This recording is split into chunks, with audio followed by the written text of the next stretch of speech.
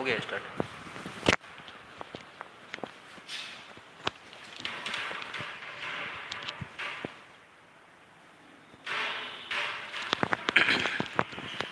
Good evening class, good evening all of you. तो जैसा कि आप लोग देख रहे हैं कि आलोक एकेडमी के यूट्यूब चैनल के माध्यम से आप सभी लोगों को ऑनलाइन क्लासेस के जरिए आप लोगों को छोटे छोटे टॉपिक में वीडियोस अपलोड कर रहा हूं।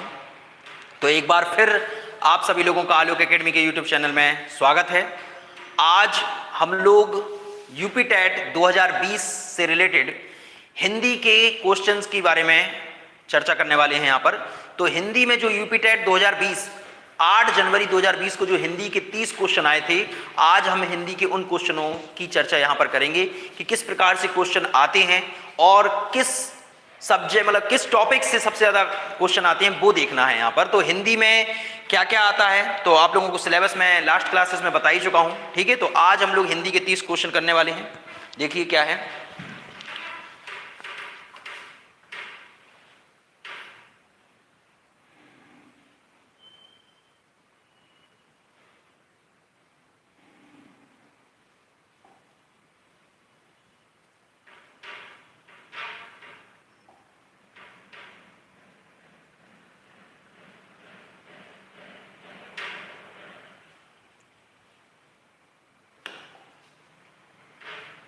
एक मिनट।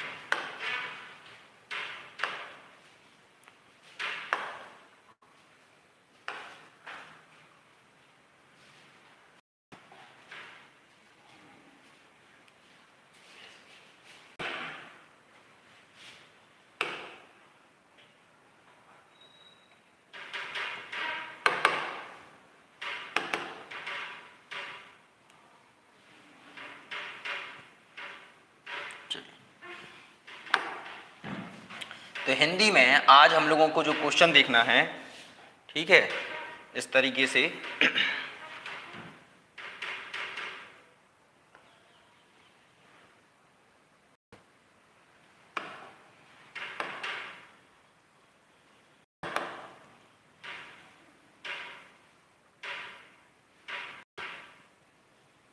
चलिए। तो पहला क्वेश्चन देखिए जैसे कि दिया हुआ।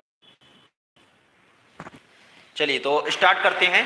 पहला क्वेश्चन आपका स्क्रीन पे, क्वेश्चन नंबर 31 पूछा गया है कि निम्नलिखित में से कौन सा शब्द तद्भव है। तो पहले तो हमें यह पता होना चाहिए कि तद्भव शब्द होते क्या हैं। तो तत्सम तद्भव मैंने बताया है कि तत्सम शब्द ऐसे शब्द जो कि संस्कृत में प्रयुक्त होते हैं और संस्कृत और हिंदी में समान रूप से प्रचलित हैं। जैसे कि अग्नि, तो अग्नि जो शब्द है वो तत्सम शब्द है, ठीक है। तो जो अग्नि है उसे हमने हिंदी भाषा में भी प्रचलित किया और इसमें संस्कृत में भी।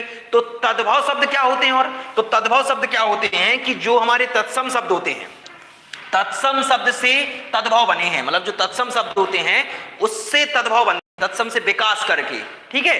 तो जो शब्द प्रायः हिंदी में होते हैं उन्हें हमने तद्भव बोला, और जो शब्द प्रायः संस्कृत और हिंदी दोनों में समान रूप से प्रचलित हैं उन्हें हम तत्सम कहते हैं, ठीक है। तो यहां पर हमें 3-4 ऑप्शन दिया हुआ है, जैसे कि खेत, प्रभु, नाथ और त्रिकुटी। इसमें मुझे तद्भव शब्द बताना है। तो तद्भव शब्द आप देख रहे होंगे कि ये जो खेत शब्द है वो तद्भव शब्द है। क्यों है? क्योंकि खेत का जो तत्सम शब्द होता है वो होता है क्षेत्र। समझ में आ रही है? तो जो क्षेत्र है वो तत्सम शब्द है और क्षेत्र का जो तद्भव शब्द है वो क्या है? खेत है। तो जो खेत शब्द है वो तद्भव है, अर्थात तद्भव शब्द जो होते हैं प्रायः हिंदी में प्रयुक्त होते हैं और जो तत्सम शब्द होते हैं वो संस्कृत और हिंदी दोनों में समान रूप से प्रचलित हैं। क्लियर? तो ये सारे ये जो प्रभु, त्रिकुटी और नाथ है ये हमारे तत्सम शब्द हैं। इसमें हमें तद्भव शब्द बताना था, तो तद्भव शब्द क्या हो जाएगा? खेत हो जाएगा। बात क्लियर हो रही है? चलिए इसके बाद दूसरा क्वेश्चन। तो दूसरा क्वेश्चन पे चलते हैं। दूसरा क्वेश्चन है निम्नलिखित में से कौन सा शब्द देशज है? निम्नलिखित में से कौन सा शब्द देशज है? देखिए तो यहां पर आपको देखो देशज शब्द बताना है। अब देशज शब्द के बारे में बताइए कि देशज शब्द होता क्या है।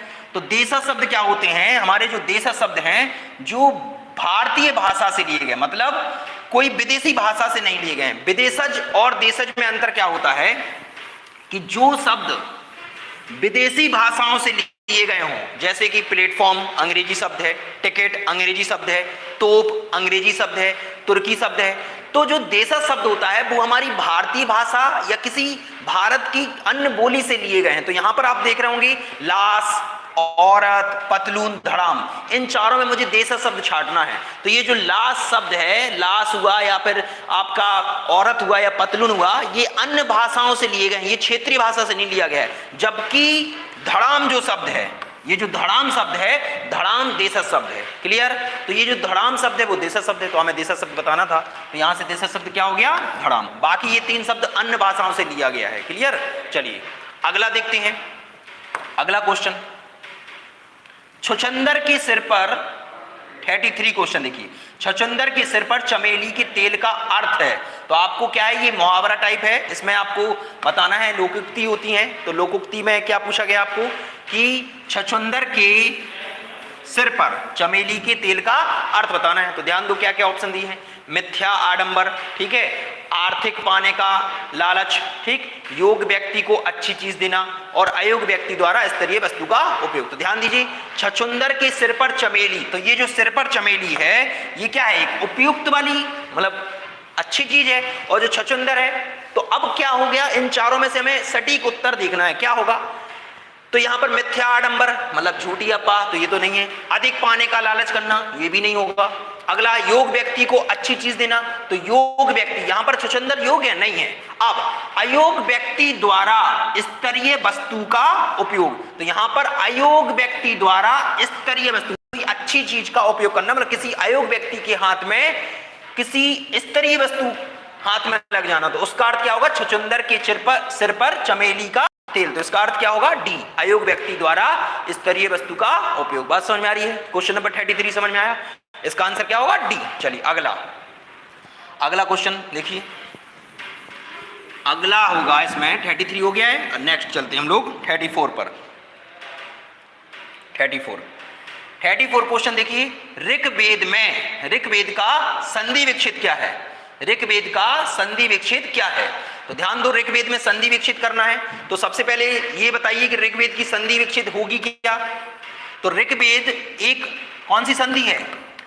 व्यंजन संधि है, ऋक धन वेद। ध्यान दीजिए, ऋग्वेद की संधि क्या होगी? ऋग्वेद। तो यहां से आप देख रहे होंगे ऋग्वेद, तो यहां पर क्या होता है, ये जो गा है ये तीसरा वर्ण है, और जो तीसरा वर्ण संधि होकर प्रथम वर्ण में बदलता है ना। तो ये संधि संस्कृत में, इसे हम संस्कृत में जसत्व संधि बोलते हैं, ठीक है, और हिंदी में से व्यंजन संधि का नाम ही दिया गया है। तो व्यंजन संधि क्या है? तो व्यंजन संधि में व्यंजन वर्णों का मेल होना चाहिए, मतलब एक स्वर और एक व्यंजन, अथवा 2 व्यंजन वर्णों के मेल से। तो यहाँ पर आप देख रहे होंगे कि ऋग्वेद में ये जो का है वो कैसा है? व्यंजन वर्ण है। तो ये जो का है वो व्यंजन वर्ण है। तो संधि विच्छेद पूछा गया, तो संधि विच्छेद इन चारों में से ऑप्शन क्या होगा? तो इसमें पहला ऑप्शन हो जाएगा ऋक धन वेद। क्लियर? तो ऋग्वेद की संधि क्या होगी? ऋक धन वेद। ठीक, चलिए अगला चलते हैं, अगला क्वेश्चन 35। चलिए अगले क्वेश्चन पे 35 क्वेश्चन नंबर 35। चलिए अगला क्वेश्चन है, आप बीती में समास है। तो समास क्या होता है? समास होता है किसी भी पद को समस्त पद में लिखना, मतलब संक्षेप में लिखना ही क्या कहलाता है? समास। तो समास का अर्थ क्या है? संक्षेप में लिखना। अब आप बीती शब्द में समास पूछा गया है, तो आप बीती का आप विग्रह करिए। तो आप बीती का अगर आप विग्रह करेंगे, तो आप बीती का जो विग्रह है वो होगा आप पर बीती। ध्यान दीजिए, आप बीती का विग्रह होगा आप पर बीती। तो आप पर बीती, तो इसमें जो शब्द चिन्ह आ रहा है बीच में, वो कौन सा आ रहा है? पर का। तो आप कैसे पहचान सकते हैं? ध्यान दीजिए, यहां पर ऑप्शन के अकॉर्डिंग भी आप पहचान सकते हैं, द्वंद्व समास, द्विगु समास, तत्पुरुष समास, कर्मधारय समास। तो इसका उत्तर वैसे तो आप बीती पर है, तो आप पर बीती, तो पर का चिन्ह आ रहा है, तो पर कौन सा होता है? तत्पुरुष समास। कौन सा समास? तत्पुरुष समास। अब पहचान समझिए कैसे। द्वंद्व समास में क्या होता है कि दोनों के बीच में योजक चिन्ह लगा होना, जैसे कि छोटा बड़ा, दिन रात, ठीक है, माता पिता, इन सब में कौन सा समास होता है? द्वंद्व समास। द्विगु समास क्या होता है? तो द्विगु समास जिसमें पहला शब्द कैसा हो? संख्यावाची हो। पहला शब्द कैसा हो? संख्यावाची। तो यहां पर संख्यावाची भी नहीं है। तीसरा कर्मधारय समास। कर्मधारय समास क्या होता है? तो ऐसा समास जिसमें पहला शब्द दूसरे शब्द की विशेषता बताए। तो पहला शब्द दूसरे शब्द की विशेषता बताए, उसे क्या कहते हैं? कर्मधारय समास। ये भी सही नहीं है। अब क्या है तत्पुरुष समास। तत्पुरुष समास की पहचान क्या होती है? जब हम विग्रह करते हैं तो इनके बीच में कारक चिन्हों का प्रयोग आता है। किसका प्रयोग होता है? कारक चिन्हों का। ठीक है, तो जो तत्पुरुष समास है वो द्वितीय से सप्तमी विभक्ति तक होता है। कहां से? द्वितीय से सप्तमी विभक्ति। ठीक है, बाद में बताऊंगा कैसे कारकों के आधार पर होता है। तो द्वितीय से सप्तमी तत्पुरुष होता है। तो यहां पर आप बीती का विग्रह किया गया तो आप पर बीती, तो यहां पर चिन्ह किसका आ रहा है? पर का। तो बस यहां पर कारक चिन्ह का प्रयोग है, इसलिए किसका प्रयोग है? तत्पुरुष समास। और तत्पुरुष समास में अंतिम वो शब्द होता है वो प्रधान होता है। ठीक है, तो ये भी क्वेश्चन आता है कभी कभी कि तत्पुरुष समास में कौन सा पद प्रधान है? तो अंतिम पद। तो आप बीती में कौन सा समास है? तत्पुरुष समास। क्लियर? चलिए यहां से अगला क्वेश्चन चलते हैं 36। चलिए 36। अभी हाल हमने बताया कि तत्पुरुष समास क्या है। देखो बिल्कुल सेम वही क्वेश्चन आ गया। घोंसले में चिड़िया है में कौन सा कारक है? अब उसने कारक पूछा है। तो अभी हाल कारकों की चिन्ह की बात बता रहा हूं। तो कारक चिन्ह होते क्या हैं? पहले तो कारक की परिभाषा भी पता होना चाहिए कि कारक की परिभाषा क्या है। तो ऐसे शब्द जो क्रिया से सीधा संबंध दर्शाते हैं, ऐसे शब्द जो क्रिया से सीधा संबंध दर्शाते हैं उन्हें क्या कहते हैं? कारक कहते हैं। अब घोंसले में चिड़िया, यहां चिन्ह किसका प्रयोग हो रहा है? मैं का। किसका प्रयोग हो रहा है? मैं का। तो अब मुझे मैं के अनुसार बताना है कौन सा कारक होगा। तो ध्यान दीजिए, संबंध कारक। संबंध कारक का चिन्ह क्या होता है? तो संबंध कारक का चिन्ह आपको पता है का, के, की। ठीक है, संप्रदान कारक का चिन्ह क्या होता है? संप्रदान कारक का चिन्ह होता है के लिए। ठीक है, आपने पढ़ा होगा कर्ता ने कर्म को करण से के द्वारा संप्रदान के लिए अपादान, अपादान से अलग। तो ये जो से चिन्ह है वो किसके भाव में आता है? अलग। तो अपादान से अलग। संबंध काके की। अधिकरण, अधिकरण का चिन्ह क्या क्या बताया था मैंने? में, पे और पर। तो यहां पर ध्यान दीजिए कौन सा चिन्ह आ रहा है? में। तो घोंसले में चिड़िया, तो जो घोंसले में चिड़िया है उसमें कौन सा कारक होगा? अधिकरण कारक होगा। बात समझ में आ रही है? तो चिन्ह से पहचानना था यहां पर। तो में चिन्ह से आपको समझ में आ रहा होगा कि में किसका चिन्ह होता है? अधिकरण कारक का। क्लियर? तो संबंध कारक का काके की, संप्रदान का के लिए, अपादान से अलग और अधिकरण में पेपर। तो यहां पर चिन्ह किसका है? में का। इसलिए घोंसले में चिड़िया जो है वो कौन सा कारक हो गया? अधिकरण कारक। क्लियर? चलिए अगला, तो इसमें हमारा अधिकरण कारक सही हो जाएगा।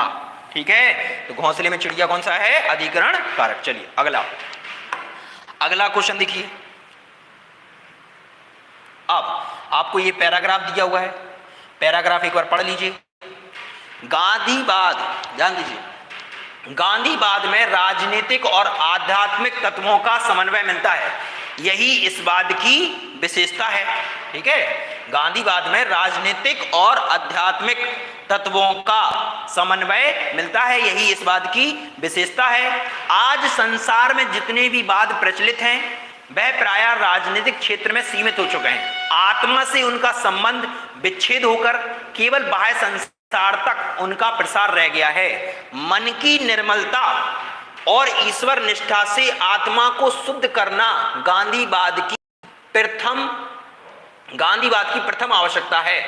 ऐसा करने से निस्वार्थ बुद्धि का विकास होता है और मनुष्य सच्चे अर्थों में जन सेवा के लिए तत्पर हो जाता है। गांधीवाद में सांप्रदायिकता के लिए कोई स्थान नहीं है। इसी समस्या को हल करने के लिए गांधी जी ने अपने जीवन का बलिदान कर दिया था। तो ये पूरा पैराग्राफ पढ़ लिया। अब क्वेश्चन देखिए। तो वैसे तो क्वेश्चन सॉल्व करने का तरीका क्या है? पहले क्वेश्चन पढ़ सकते हैं फिर पैराग्राफ में ढूंढ सकते हैं। क्वेश्चन क्या है? उपर्युक्त गद्यांश, आपको गद्यांश के अनुसार बताना है। तो उपर्युक्त गद्यांश के आधार पर बताइए कि संसार के सारे वाद सीमित हैं। आपको संसार के सारे वाद सीमित बताने हैं। तो ध्यान देना, यहां पर सारे वाद बताना है। तो ऑप्शन देख लीजिए एक बार, सांप्रदायिकता तक, आत्मा तक, धर्म तक और राजनीतिक क्षेत्र तक। तो ध्यान दीजिए आपके पहली लाइन में ही, ध्यान दीजिए यहां पर पहली क्या लिखा है?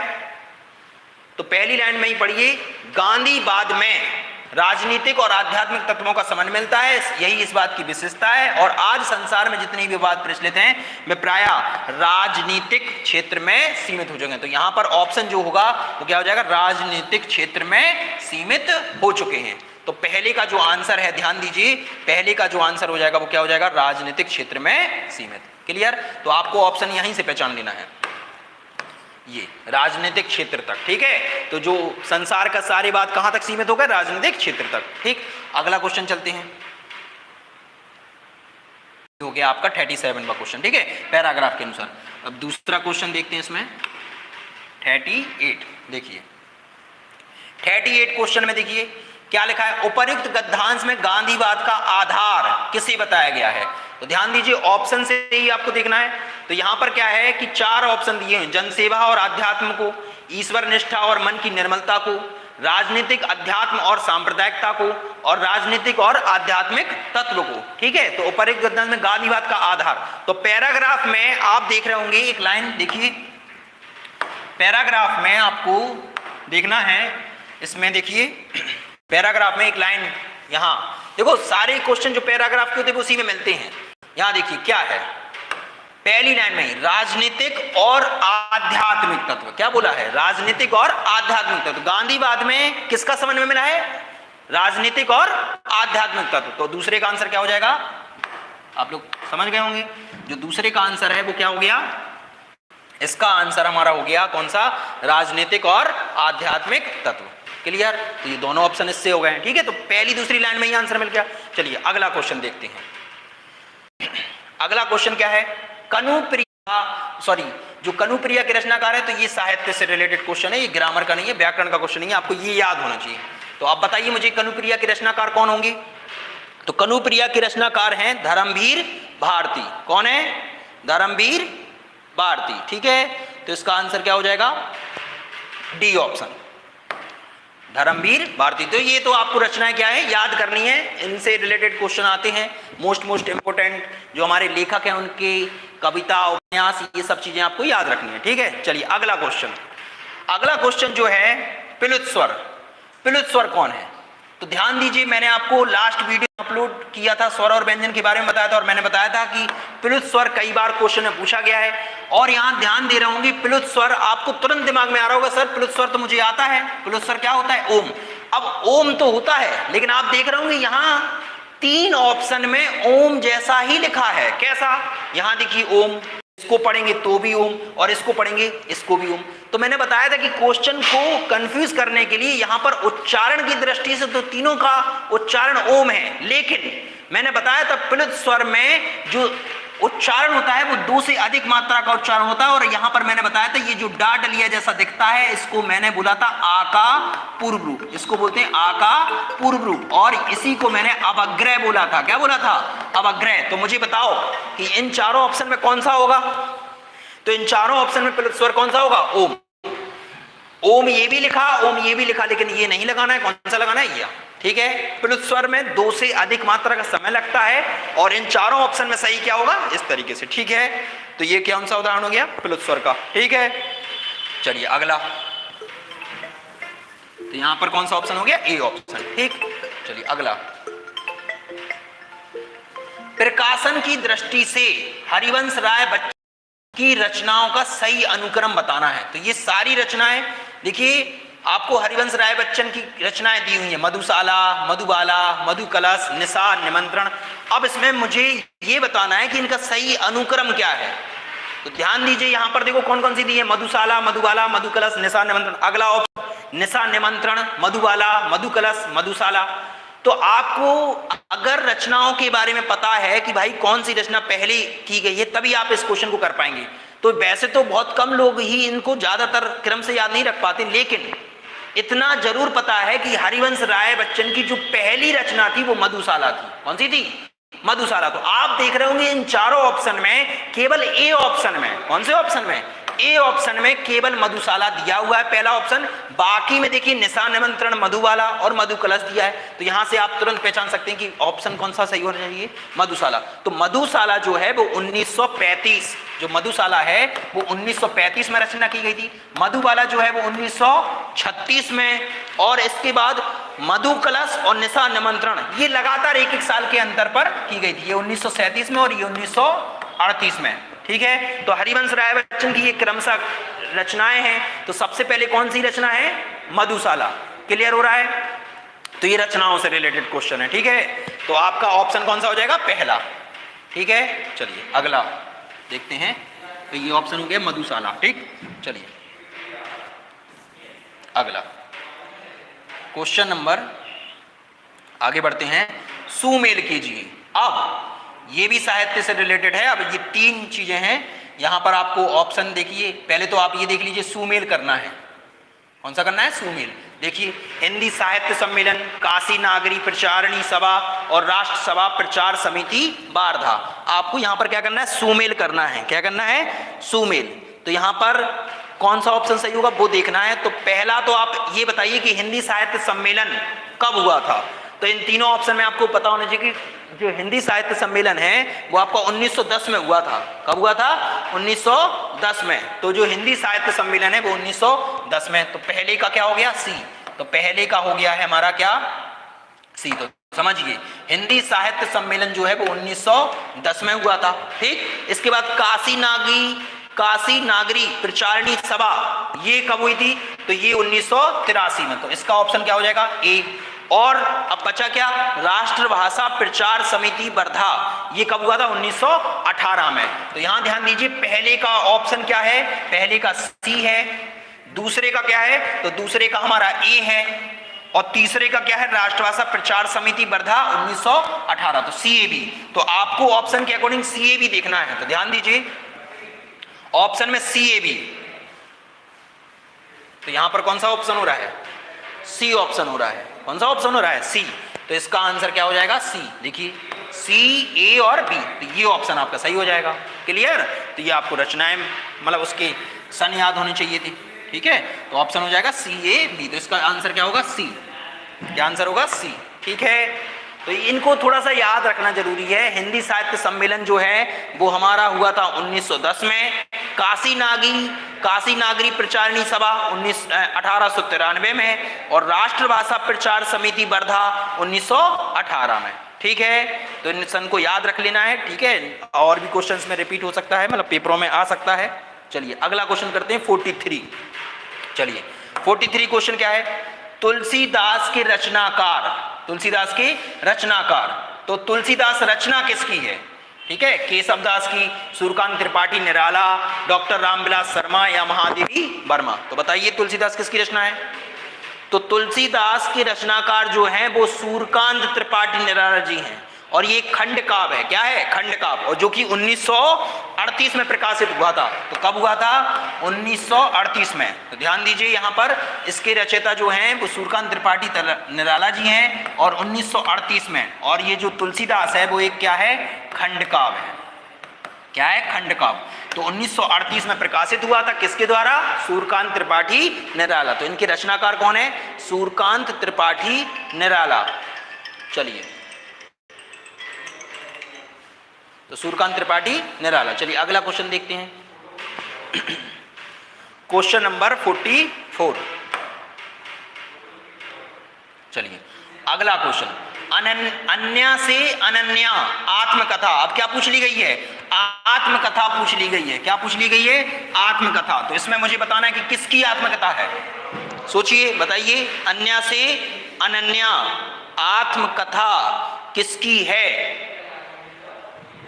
तो प्रभा खेतान की। किसकी है, ये जो रचना है, आत्मकथा है, वो किसकी है, प्रभा खेतान। ठीक है, तो अन्या से अनन्या, ये किसकी आत्मकथा है, प्रभा खेतान। तो देखो, ऐसे क्वेश्चन को तो याद रखना पड़ेगा। ठीक है, तो ज्यादा से ज्यादा जब चीजें रचनाओं के बारे में पढ़ेंगे तो इन्हें याद रखना है। ठीक है, तो डेली अगर 5-5, 10-10 रचनाएं पढ़ेंगी तभी याद हो पाएंगी। क्लियर। तो अन्या से अनन्या आत्मकथा किसकी है, प्रभा खेतान की। ठीक, चलिए नेक्स्ट क्वेश्चन। तो ये याद करने वाले क्वेश्चन है, इनको आप याद कर लीजिए। ठीक है, चलिए अगला है, प्रभु जी तुम चंदन हम पानी, किसका वाक्य है, दादू, नानक, रैदास और कबीर। तो ये वाक्य किसका है, बताइए। तो भाई ये शब्द जो बोला था, प्रभु जी तुम चंदन हम पानी, ये शब्द है रैदास जी का। किसका है, रैदास। तो रैदास जी ने भगवान जी से बोला कि प्रभु जी तुम चंदन और हम पानी। ठीक है, मतलब अतः प्रभु, यहां पर प्रभु की श्रेष्ठता बताई जा रही है। क्या बताई जा रही है, प्रभु की श्रेष्ठता। तो जो प्रभु की श्रेष्ठता है वो क्या बताई जा रही है कि भाई प्रभु जी तुम चंदन और हम पानी, ये रैदास जी ने बोला था। ठीक है, तो ये क्वेश्चन आ जाते हैं, कभी कभी साहित्य से भी रिलेटेड क्वेश्चन आ जाते हैं। तो लास्ट ईयर का पेपर आप देख रहे होंगे, इसमें रचनाएं पूछी जा रही हैं थोड़ी सी ज्यादा, और सेंटेंस भी पूछे जा रहे हैं कि ये किसका वाक्य है। ठीक है, तो ये 45 क्वेश्चन हो गया। चलिए अगला क्वेश्चन 46 पे चलते हैं हम लोग। तो ये 44 हो गया था, 45 हो गया था, 45 तक हो गए थे। ठीक है, चलिए अगला क्वेश्चन चलते हैं हम लोग 46। चलिए तो यहां देखिए, ये आपको एक पैरा, फिर से एक पद्यांश, पिछली बार गद्यांश था, अब ये पद्यांश है। तो बरवंत की पंगति कुवंग कली अध्राधर पल्लव खोलन की, चपला चमकई घन बीज लगे छवि मोतिन माल अमोलन की, घुंघरारी लटे लटके मुख ऊपर कुंडल लाल कपोलन की, निछावर प्राण करे तुलसी बलि जाऊं लला इन बोलन की। ठीक है, तो ये आपको पैराग्राफ दिया हुआ है।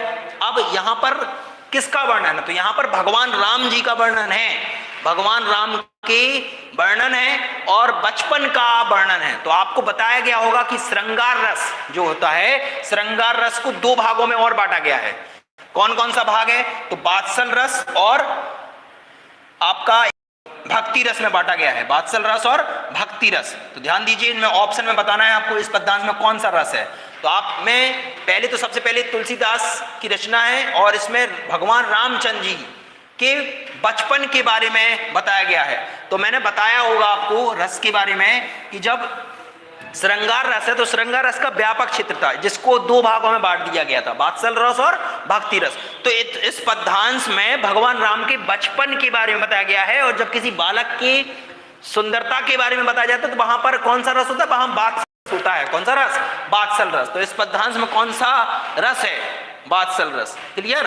और अगला क्वेश्चन देखिए, उपर्युक्त पद किस कवि का है? तो आपने देखा होगा यहां पर भाई बहुत ही सिंपल क्वेश्चन पूछ लिया था कि निछावर प्राण तुलसी बलि जाओ। तो यहां पर देखिए पहले ही तुलसीदास जी का वर्णन है, नाम ही तुलसीदास दे दिया है। तो दोनों ही आंसर क्वेश्चन सही थे। तो इस पद्यांश में कौन सा रस है? तो आपने बताया वात्सल रस है। और वात्सल रस के बाद इसमें पूछा गया कि भाई इसमें किस कवि का उल्लेख है, मतलब उपरोक्त पद किस कवि का है? तो यहां पर आंसर क्या होगा? आपका आंसर होगा तुलसीदास।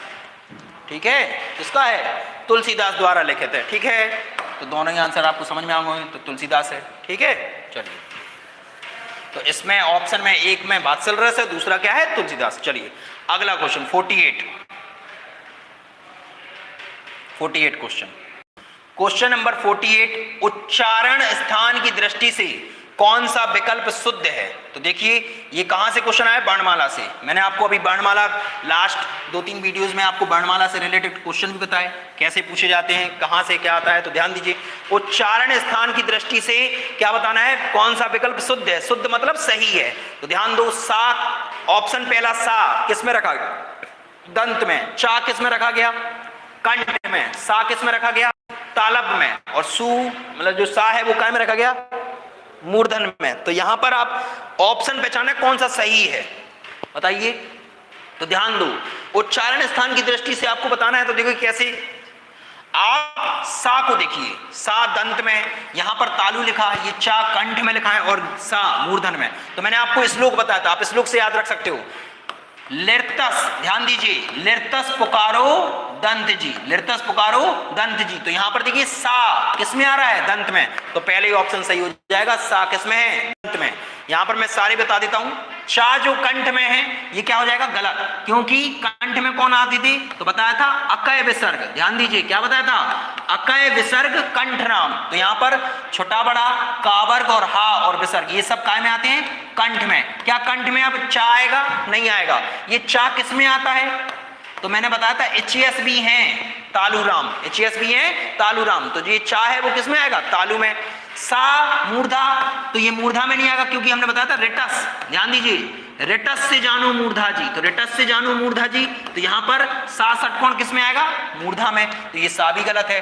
तो सा वाला आता है मूर्धा में और सा जो सलजा में वो आता है तालु में। तो इन्होंने फेरबदल करके आपको ऑप्शन बनाए, आपको इसमें सही बताना था। और सही क्या होगा? तो लिरतस पुकारो दंत जी। तो श्लोक बहुत इंपॉर्टेंट है, देखिए श्लोक से आपका क्वेश्चन सॉल्व हो रहा है।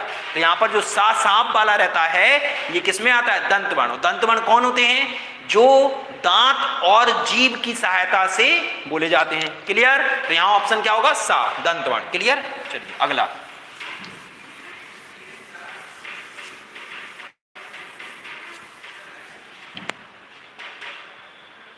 अगला क्वेश्चन, निम्नलिखित में से कौन सा कथन अशुद्ध है?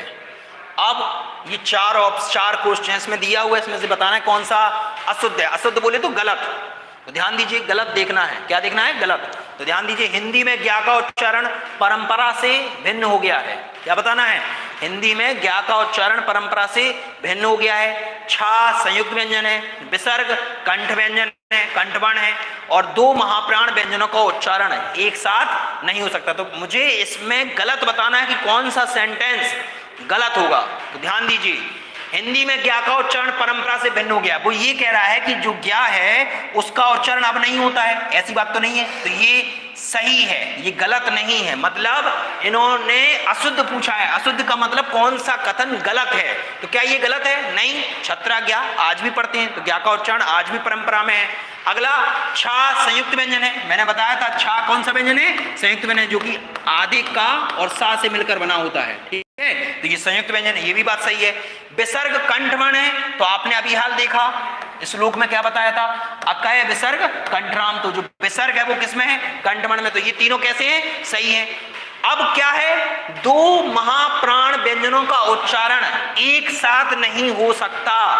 तो ये बात कैसी है? गलत है। ठीक है, तो दो महाप्राण व्यंजनों का उच्चारण एक साथ हो सकता है, ऐसा उसने बोला है। दो महाप्राण व्यंजनों का उच्चारण एक साथ हो सकता है।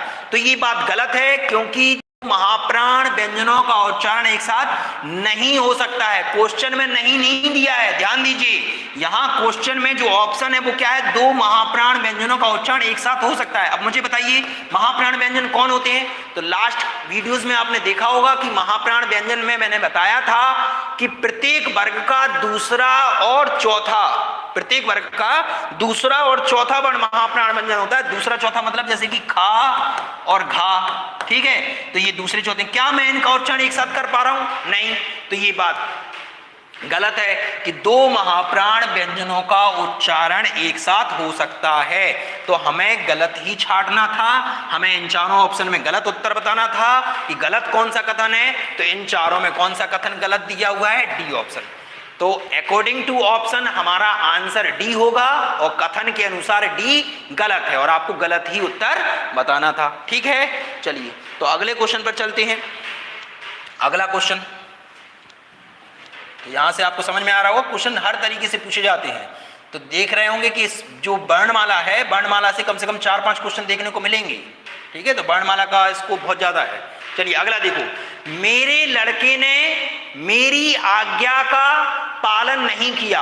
वाक्य में लड़के के विषय में कौन सा विकल्प अशुद्ध है, ये बताना है कि कौन सा विकल्प अशुद्ध है। तो ध्यान दो, मेरे लड़के ने मेरी आज्ञा का पालन नहीं किया। तो भाई जो सेंटेंस में पहला शब्द होता है वो क्या होता है? तो भाई जो पहला शब्द होता है उसे क्या कहते हैं? कर्ता कहते हैं। क्या कहते हैं? कर्ता। तो क्या पहला जो मेरे लड़का जो लिखा हुआ है मेरे लड़के, वो क्या है? कर्ता है। ठीक है, तो ये बात सही है। हमें गलत बताना है, सही नहीं बताना है। ध्यान दीजिए यहाँ क्या लिखा है? अशुद्ध। गलत बताना है। तो मेरे लड़के